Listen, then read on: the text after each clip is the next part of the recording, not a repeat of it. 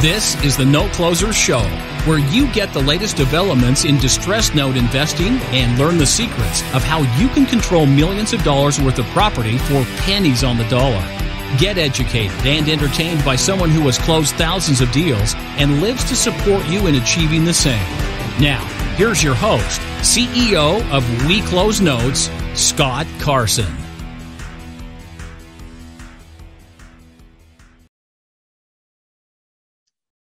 Good morning, good afternoon, good evening, everybody. Welcome to this episode of the Note Closer Show. As always, Scott Carson, excited to be here with you today. I know it's been a little bit of a while since we've released an episode, as we're obviously enjoying a little bit of summertime, but also working to come up with new content, new topics for each and everybody out there. We get a lot of questions in, and taking those questions and putting those into potential podcast episodes is one thing that we've been very, very excited to do in the past, and will continue to do so here into the future. But it's hard to believe we've hit 700 episodes. Once again, thank you to everybody out there who's listened to a podcast episode, either on any of your podcasting platforms, or checked out our YouTube channel, or checked out any of our blogs or episodes on our WeCloseNotes.com website. So once again, everybody, this episode is designed to kind of help you get over that hump. I mean, we all have that hump. Oh, I'm not finding anything. This is literally like one of my biggest pet peeves is when I attended conferences or meetup groups, or I see comments in Facebook posts and Facebook groups. It just drives me bonkers. You can't find any deals. There's too many note investors. Damn that Dana Bauer, that Eddie Speed, that Scott Carson. They've added too much competition to the market. And here's the thing, ladies and gentlemen, competition is good. But you know what? There's a lot of deals to go around. There's still a lot of opportunities. If you look at the numbers, and we had at the end of 2021, 81 million plus mortgages across the country, and we had about a 4% default rate. That's still roughly three quarter million homes in default, or borrowers at least 90 days behind. That's a lot of distressed debt out there. And yes, a big chunk of it is government-backed loans. You're not going to be buying. A big chunk of it's Bank of America, Chase, Citi, Wells Fargo. You know, those big companies aren't going to sell it to you at a one-off basis. But you know what? It still means thousands and thousands and thousands and thousands and thousands of other distressed deals. Maybe not that traditional one. Maybe it's a contract for deed. Maybe it's an owner finance deal as well. But here's the situation. I'm always amazed at well, not really anymore. I'm not really amazed at this anymore because I see it over and over again. We all, as individuals, and I'm guilty of this, we all like low-hanging fruit, right? We all like the path of least resistance. How can I just do one thing and end up with a ton of opportunities? And we've been blessed and gotten fat and bloated like Garfield the cat over the past few years. This is, I'd say, prior to COVID, of having companies that had lists of deals. They'd buy big portfolio, they keep what they want to, then they would look to sell off what they didn't want to keep or couldn't get worked out in a timely fashion. And most funds, that's their biggest goal. They buy a portfolio, they work to get notes reperforming, they hold on to those. The ones they can't get reperforming, they're looking to sell those off at a percentage above what they paid. If they paid 40 cents on the dollar, hey, they'll try to sell it at 50 cents on the dollar. Because if they can do that in 90 days, that's a 40% cash and cash return to the stuff that they don't like. That's a beautiful thing to have on the performing side. That's just cash flow that's generating nice income. But here's the thing that always bugs the crap out of me. If you've been a note investor for longer than 2 years, if you're brand new, hey, this is a strategy that you can do as well. But there's all these tapes that I've gotten over the years, right? And the tapes come from different funds, banks, stuff like that. But you know what's same on those tapes? The addresses. I can go to the county records and do a search, and either deed search, or if the property was sold, it's no longer the note I'm looking after anymore. But I can see who bought and sold the note if I'm doing an assignment search. If it's a contract for deed, I can go see who the investor was that bought the contract for Harper or Window Rock, one of the other bigger funds out there that was selling a portfolio of contract for deeds. That leads to hundreds and hundreds, if not, well, actually really thousands and thousands and thousands of note investors out there. And I'm always amazed at people, and I get it, people are lazy, inherently lazy most of the time. But here's the thing. That means there are tons, there's a paper trail you can go out there. If I got a list from somebody on, let's say one of my competitors got a list of notes, and I happened to get their list or had an address, I saw them selling on a platform. Okay. Hint, hint, wink, wink. All the notes that are available on different platforms out there, you can see who owns it. You can see who the last recorded assignment of mortgage was, or if it's a contract for deed, who's the investor on it right now. See what they paid for it a lot of times in a contract for deed. You can go to the county records, which most counties across the country, excluding like California, Baltimore, Virginia, Maryland, they're a little quiet. Arizona is a little quiet on name searches. You can't do a name search with address search, but you can do an address search. You can go to the county assessors, do an address search, do a parcel, same thing, and literally go on to the county recorder's websites and find out who owned that note or who sold it, who owns it now, who they buy it from, who they bought it from before. And this leads to multiple sources for deals. Now, here's the thing. If somebody has bought one note, very rarely are they only going to buy one. It's kind of like Lay's. Once you buy one note, you can't eat just one, okay? So this is one of the things that always cracks me, because I see these platforms that listing assets have been on there for a year or 6 months. I just laugh. I'm like, man, those sellers on there, their full-time gig is not being a note investor, because if they were, they wouldn't be listed on those websites. They'd be working out, or they'd be marketing out to their own database or on social media. But a lot of these guys, there's the name there. Let me track down that person on LinkedIn or Facebook or social media, track that owner down of the note and see what they have. See if they'd be willing to take a lesser price than what they have. Let's see if they've got other stuff on their books that they're looking to get rid of. And this strategy works, ladies and gentlemen. All right, I'll give you a little example. Larry Hoffman, one of our most recent coaching students, saw one note in Cincinnati on a platform. We jumped online. We tracked down that the note had been sold 3 times. Okay. It was originally with Granite. Well, it wasn't originally. Granite Loan Solutions held it before it was listed. Before Granite, there was another company, and then there's another company before that. And so what did we find? Well, one deal led to 3 potential sources. Now, Granite Loan Solutions is no longer in business, now Revolve Capital. They're not really selling anything at a discount. That makes sense. And that's fine. They have their business model. It's fine, whatever it is. But the other 2 companies that were on that assignment chain were still in business. So we reached out one of them, which turned out to be a California fund. That fund had another 8 assets that this one seller had that they were looking to sell off their books. 8 notes, 7 were performing, 1 was non-performing, 1 was sub-performing, but they sold them at a discount, basically performing notes at 60, 65% of value. It was a great deal because they were motivated in getting these off their books. But guess what else they had? A portfolio of seconds. And they didn't know the pricing point on that. Seconds aren't really a game. Most what they wanted was for price. But guess what? It also led to more deals. They had one of their clients, their investors had some notes that was looking to get rid of. So it's led to well over 30 potential deals from, taking that extra step. Taking an extra step to check the assignment chain, to pick up the phone. Now, by all means, it wasn't, hey, one phone call, oh, yeah, we'll send you everything. It took some follow-up on Larry's part, a couple of weeks, actually, I think over a month of back and forth. It's taken longer. He's ended up closing on 8 deals for $200,000 and some odd thousand. It's going to yield him something like $3,500 a month in cash flow and a pretty good chunk of change. But the thing I'm trying to get here, ladies and gentlemen, so few people do this. Most people get busy talking, or they're working on one note and they're continuously working on that. And that's fine. Honestly, I think if you self-service, you're really shooting yourself in the foot and as a potential for screwing up things. But there are so many opportunities out there when it comes to finding more notes in 2022. And that's the thing. We're seeing tapes that come in.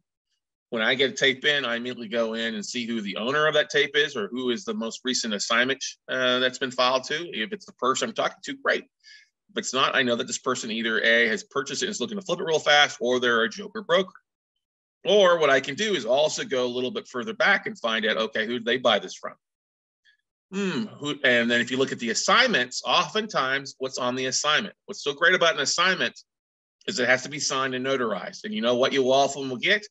You will often get a name in clearly typed out ink on the assignment a name of the person who is responsible for the assignments of collateral. It may not be the exact person selling the asset, but it's somebody important enough to sign off on the assignment chain. And you know what? What would you do? You can stalk that person. You can social sleuth. Find that person online. Contact the bank or the lender. Hey, I need to speak with John Smith and the VP. And John Smith, guess what? Will often lead you to talking to somebody else. But here's the important factor. Here's where investors fail over 52% of the time is they never follow up. You have to follow up with these people with a phone call, an email, text message if you got it, a phone message, LinkedIn message if they're on LinkedIn.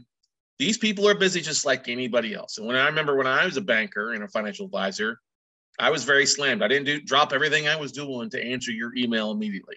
And I think we as Americans, we're kind of have little patience, 0 to no patience. If people don't respond back, well, why? I know they got my text message. I can see it. I saw that they started typing, but I didn't respond back to me immediately, right? This is the thing that you have to work at is basically if you've made a contact and you know it's the right contact, you've got to put it in your calendar to follow back up. You got to put it on your schedule. Hey, I need to call this person at this day. I need to send them an email, a phone call, send them a letter, smoke signal. I need to get the Pony Express, whatever it might be, to get to that right person. But those little steps that most people won't do, I don't have the time for it. They're not seeing deals. They're the ones that are at the conferences. They're the ones that are online complaining about the fact that they're not seeing any deals. And it gets so freaking frustrating. Because if you spent some time, I'll give you an example. I'll literally give you an example here. If you jump on like the county records of every major city in the Rust Belt, like Indianapolis, Detroit, let's go to Columbus, Cincinnati, Akron, Dayton, Cleveland. You could go over to like Chicago or Champaign, Illinois. You could go over to, like I said, Indianapolis, but Anderson. You could go down to like the South Bend or West Lafayette. They're any of the major cities in most of the major markets across the Rust Belt states. And you know what? If you go search for Harbor Portfolio in the deed search or the county records, Harbor Portfolio was one of the biggest sellers of contract for deeds, 10 years ago, 5 years ago, until they sold all off. And if you do that search for the last couple of years, now, I'm saying pre-COVID, I say 2014 to 2018 would be the heyday. You will find a list of investors that they sold to. You'll probably even find some stuff that I bought from them. Okay. But that gives you a list of LLCs. It may give you a list of some borrowers. You may necessarily want to contact the individual borrowers on some of those deals, but you would look at the LLCs on that. And guess what? Jump on and do a Google search, okay, for A&E Ventures, all right, or whatever, Hyde Funding, or whatever the names are, Inverse Asset Fund, whatever. And you can see, guess what? They bought a note. And I'll tell you right now, most of the time when people buy one note, they're buying more, or they have a portfolio they're looking to get rid of. And many people have had performing notes, maybe still hold them for cash flow, but they may also have some non-performing stuff. And if you're a serious note investor, at some point you're going to have non-performing. And those are relationships that you want to make, you want to follow up with, get their contact email so you can drop them to a drip marketing campaign. Hey, what do you have this month? What do you have this quarter? Like literally something that I do as well, another step that you want to take it, you can jump on and just go on LinkedIn and type in note investors and start sending messages and invites to other note investors. Hey, just wanted to see, I'm an active note investor as well. Want to see if you had anything that you were looking to sell, performing or non-performing. I'm actively buying for my own portfolio. That has led to deals coming in. It literally led to a conversation today. A guy I'm calling after 5 o'clock. He's on the East Coast. I will probably call him tomorrow, but he's like, non-performing notes, we've got some available for sale.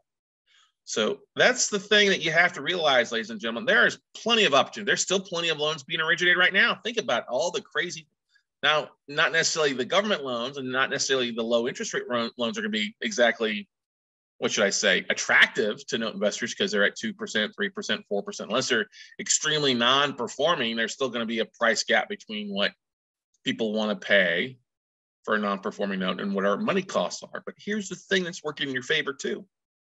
There's a lot of people that got money dwindling away, evaporating with the crazy market. You know, inflation is up again for the worst in 40 years. Every $100 is being dwindled down to $92 right now. Gas prices are basically $5 an average across the country. Gas is back more expensive than water. All right. But people have money. And if they're not putting that money to work, they are losing buying power. So instead of getting 10% or 12%, people happily get 6, 7, 8% now.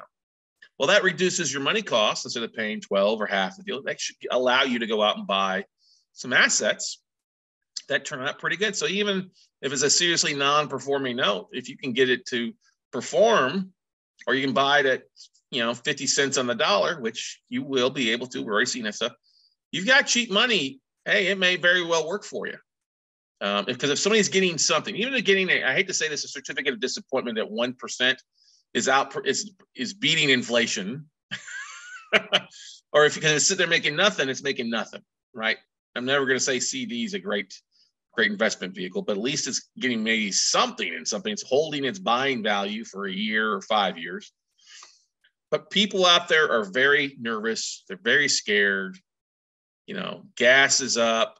Baby formula is about to be sold in the black market. Hey, I got some shredded carrots. I got some mushy applesauce for you. I'll sell it to you. It's cheap. It's more expensive than a hit of an 8-ball, whatever. You know what I mean? I don't know. Don't do that. But anyway, what I'm trying to get is people are looking for tangible assets that will hold value. Paper is the perfect investment for folks. You don't have to do the fix and flips. You don't have to deal with tenants and evictions. You're buying notes. Yes, you have to foreclose if people aren't paying ball. But that's a huge opportunity out there. So if you're getting tapes in from a fund, do a search. Or if you've got old tapes in an inbox, because I save every tape I've ever gotten. Right, from every fund, it's one of the first things that I do. It's also a way for me to be able to tell if the tape is active or old. I mean, I had one tape that had the same 2 Texas assets sent to me like 7 different sources in the last 30 days. I was like, listen, you don't own this. No, you don't, because I've seen these assets direct from the seller before. You're a joker broker. So if you're getting tapes in, go take a look at it. Spend a little time, because if the investors sold that tape off to a lot of people, guess what? Those are potential people to reach out to. So like there's one, I'll give you a great example. There's one fund right now, I'm not going to mention any names. They had a list of 900 assets, okay? 903 to be precise, of non-performing, some performing. And the seller said that he sold basically everything on that list except 18 notes. Like, congratulations, that's phenomenal. He had a lot of investors. And ultimately, there's somewhere around 50, 60 investors that ended up buying. I made some offers on it. Stuff didn't come back. That's fine. But the thing is, I will spend time in the next, say 30 days, 60 days. I will go back and start tracking down assignments that are filed. I will track contract for deeds that have been filed, any name changes on those 900 assets, because it will give me a list of investors, note buyers that may have non-performing or performing stuff where they bought a portfolio and they gladly recover some of their initial investment with a little bit of profit and sell the note to me on the 60 plus that I made offers on. But here's the thing, ladies and gentlemen, all this only works. It only works if you work. It only will work if you take the time, carve out a couple hours. And the beautiful thing is, if you're working a full-time job, ladies and gentlemen, that's okay.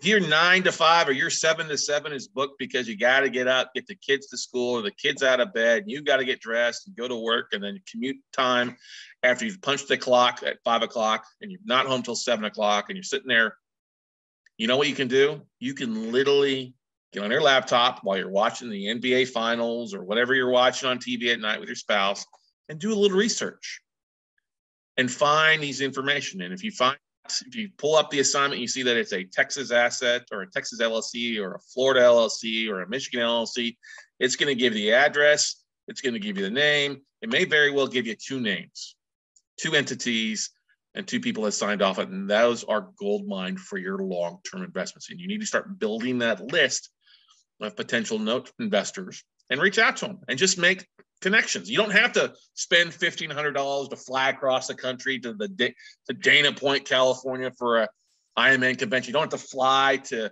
Miami Beach or over that neck of the woods for IMN and connect with 200 potential investors. No, just go to their website. They'll tell you everybody that's come, and then just start connecting with those people. That's another tip for you, is all these hedge funds or all these servicing conferences that share their roster. Maybe they don't give first name, last name, but they give you the people's ID or their company name and their job title. That's a wealth of information. Oh, a special asset manager for Axis Bank. I might want to reach out to that. Oh, a special asset manager for Umpqua Bank. Let's do a search for that on LinkedIn and find out the 1, 2, or 3 people or more that have that job title currently. And let me reach out to them. Because you could always, reach out to them and say, hey, I meant to connect with you at IMN, didn't get a chance to, I'd love to talk with you. Immediately, it's a warm, even if you didn't go, most people know, like, oh, there's a lot of people they don't meet with at an event. But that is one tip, one tool that works really, really handy out there.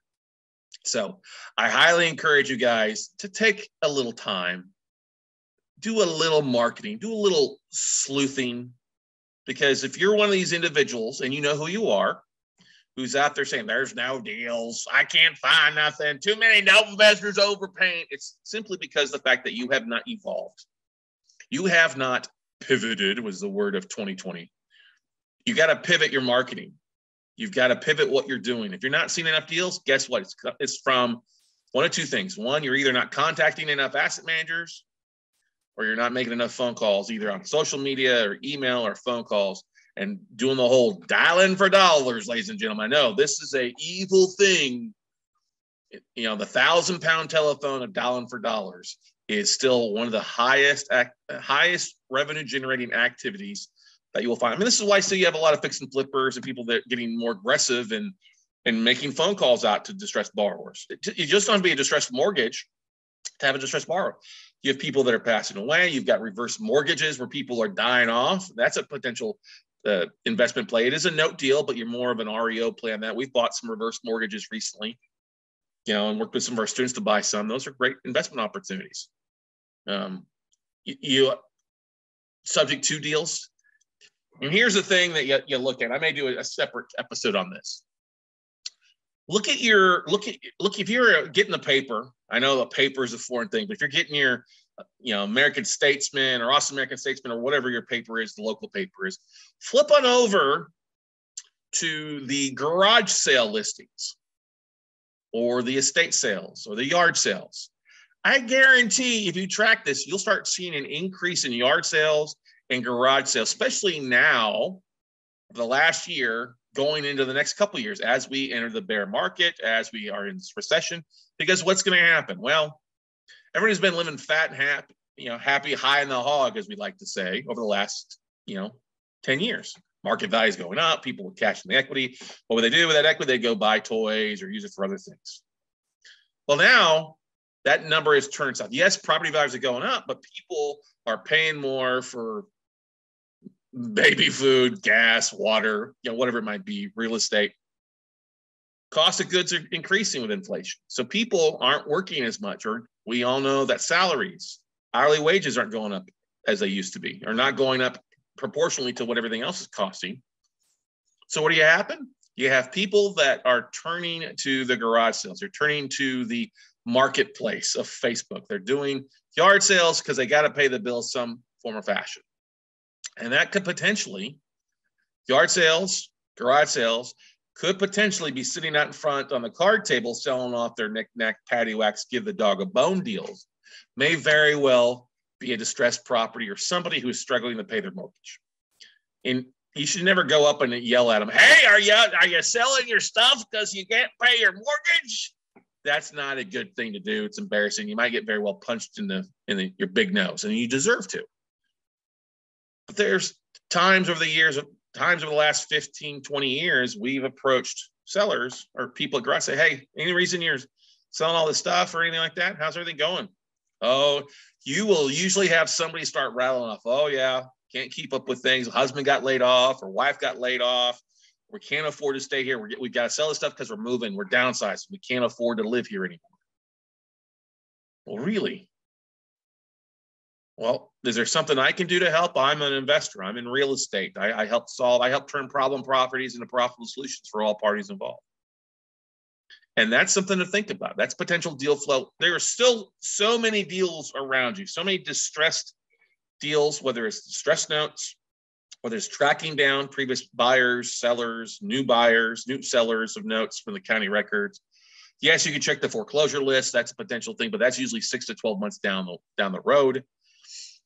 Look at this foreclosure list for those banks that have stuff they're foreclosing on as potential leads for their other stuff they have coming down the pipeline. When we did we were searching out the Bauer Financial list, we compare it quarter to quarter. And the Bauer Financial will show you the banks, what they have in default in 90 days, but they will also have a column on their spreadsheet when you download this or purchase from BauerFinancial.com of what they have in 30 to 89 delinquencies or delays. And that's usually a number equal to or greater than what they have in default. And so that's just coming down the pipeline, ladies and gentlemen. So lots of opportunities out there for you. If you are an active note investor or somebody who gets off their ass to market instead of sitting and bitching and moaning, which you can sit there and bitch and moan all you want. If that makes you happy, that makes you happy. But you know what? It's not going to make you richer. It's not going to make you happy. And sure as hell not going to help you as this market continues to evolve and get even more crazier. So take a tip from the note guy here, guys. Go out, market, take some of the tools, take some of the tactics I've just shared in this episode, apply it. You can apply multiple of them. You can apply one of them. I don't know what your schedule is or what your focus is. Somebody asked me the other day, hey, can I do this to find seconds? Yeah, if you know who the seconds are. I think seconds are way overpriced right now. I think you're going to make more money, higher returns, bigger checks, and more opportunity in the first position stuff. And yes, it's the same thing. People that have money are looking to put their money to work. So it's always, right now, it's always easier to raise capital in a bear market than a bull market. Why? Because people are scared. And if you educate them and teach them what you're doing and how you're doing it, they're not going to run with it. They'd rather write you a check, struck you a check, or wire you funds to get involved, and they'll be happy making an above average return. And an above average return may be as little as 5, 6, 7%, which is just cheap money out there for us as investors to go out there and make above average return. So go out, take some action, ladies and gentlemen. I hope this episode was helpful for you. Once again, as always, thank you so much for listening. Thank you so much for sharing this episode. Love to hear if you have an idea, a topic, feel free to email me at scott@weclosenotes.com or take the time and schedule a call. Love to hear from our listeners by going to talkwithscottcarson.com. That's talkwithscottcarson.com. That will get you directly to my calendar, and I'd love to book a phone call, and I'll give anybody 30 minutes to let you pick my brain or talk about where you want to go or if note investing is the right side. As always, check out our education, our class schedule at weclosenotes.com, and go out, take some action, everybody, and we'll see you at the top. Bye.